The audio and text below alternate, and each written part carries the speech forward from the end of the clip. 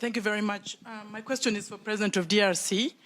Ma question est adressée au président de la RDC. Monsieur le Président, si la sécurité est à l'évidence un gros problème pour vous, si vous étiez capable de résoudre ce problème par vous-même, vous l'auriez fait depuis longtemps. Alors je voudrais savoir pourquoi vous refusez de collaborer au sein des processus de Luanda et de Nairobi afin de trouver une solution durable à cette crise sécuritaire. Je pense que la solution est entre vos mains et qu'il faudrait travailler avec ceux qui sont prêts à vous aider pour résoudre vos problèmes. Je suis du Rwanda et nous croyons tous que la sécurité est nécessaire pour l'investissement et le tourisme.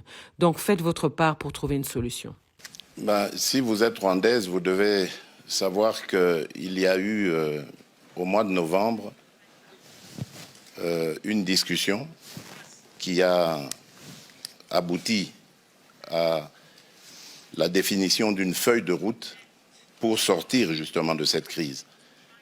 Et cette réunion a eu lieu en Angola, à Luanda précisément, et en présence de tous les pays, surtout les représentants des deux pays concernés, c'est-à-dire le Rwanda et la République démocratique du Congo. Il a été convenu, comme j'ai dit, une feuille de route qui décrétait le cessez-le-feu et le retrait immédiat du groupe de M23 qui est soutenu par le Rwanda le 25 novembre. Ce départ devait commencer et le 15 janvier, c'est-à-dire il y a 2 jours, on devait constater évidemment l'achèvement de ce processus.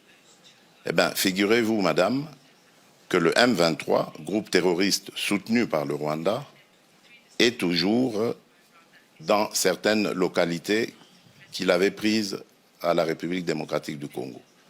Malgré les pressions internationales, ce groupe maintient sa position, fait semblant de se mouvoir, mais en fait, il se redéploie d'une certaine manière et reste dans ces localités.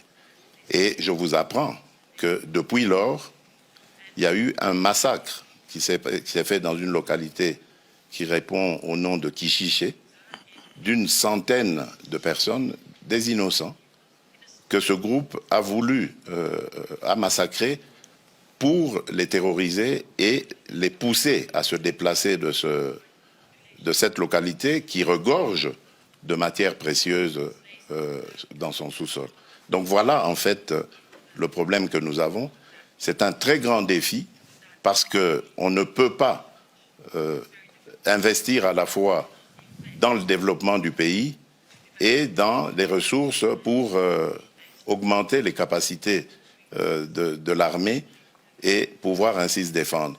Si nous avions tous la même philosophie, la même vision, celle que j'avais d'ailleurs au moment où j'ai accédé à la tête du pays, celle d'aller vers tous nos voisins, nous en avons 9, et de leur proposer des projets de développement qui vont faire du bien à nos économies respectives, qui vont faire du bien à nos populations.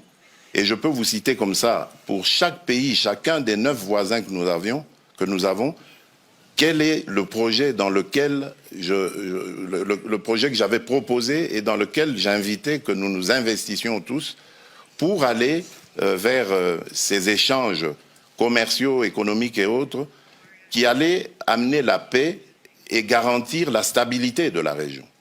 Mais c'est à cause, évidemment, de certains voisins aux velléités belligérantes que cela est malheureusement impossible à réaliser.